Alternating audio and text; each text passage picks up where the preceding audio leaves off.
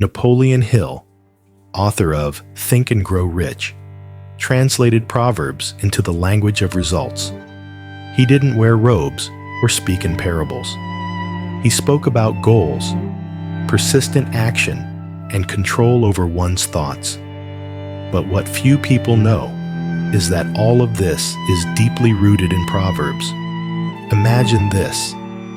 What if I told you there's a pattern for attracting wealth, inner power, and clarity of purpose, and that this pattern was already revealed by a man named Solomon, considered the wisest and richest man in history?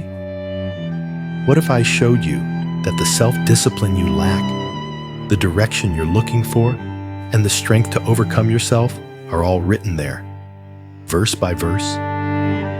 You don't need to chase magical formulas anymore. The key has always been there, just poorly explained, poorly interpreted. And my role here is to show you what no one else ever has. Because Proverbs was written for leaders, for those who want to master themselves and govern their lives with wisdom. Pay close attention, because this could be the turning point of your life. And it all begins now, with a sentence that might sound simple, but carries the seed of all transformation. The fear of the Lord is the beginning of wisdom. Proverbs 1:7. But what does it truly mean to fear God? To live in panic? Number. It means reverence for a higher order. It means obeying the invisible principles that govern the universe. It means aligning your mind with the code of truth. And guess what? Napoleon Hill called this infinite intelligence. When you act with discipline, with practical faith, with ethics and direction, you are fearing the Lord. You are activating wisdom. And where there is wisdom, there is prosperity. Now focus with everything you've got, because this part is for those who are tired of starting and stopping, of making promises and not following through, of desiring but never achieving.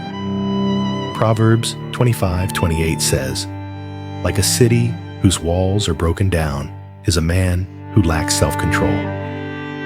This isn't just a beautiful metaphor. It's a warning. It's as if God is saying, if you don't master yourself, anything can destroy you. A comment shakes you. A critique demotivates you. A temptation brings you down. Now think with me. Would you build an empire on cracked ground? Of course not.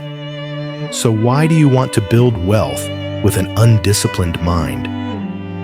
Napoleon Hill was clear.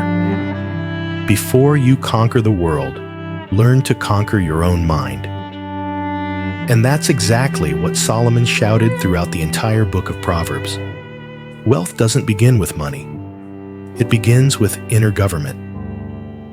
And that government doesn't come from motivation. It comes from habit. You don't need to wake up inspired every day. You need to be bigger than your desires. Proverbs 6:6-8 says, "Go to the ant, you sluggard, consider its ways and be wise. It has no commander, no overseer or ruler, yet it stores its provisions in summer and gathers its food at harvest." This is the highest form of discipline. Proverbs 3:6 says, "In all your ways acknowledge him, and he will make your paths straight." This is more than a beautiful phrase. It's a spiritual and mental mechanism. Solomon is saying, if you don't know where you're going, any path will seem right, until you realize you've wasted years walking in circles. Here's what Napoleon Hill discovered in his analysis of the wealthiest men in history. Every single one of them had one thing in common: absolute clarity of purpose. They knew exactly what they wanted, where they were going, and what they had to sacrifice to get there. Hill called it definite purpose. Solomon called it the path of the righteous. And here comes the hard truth.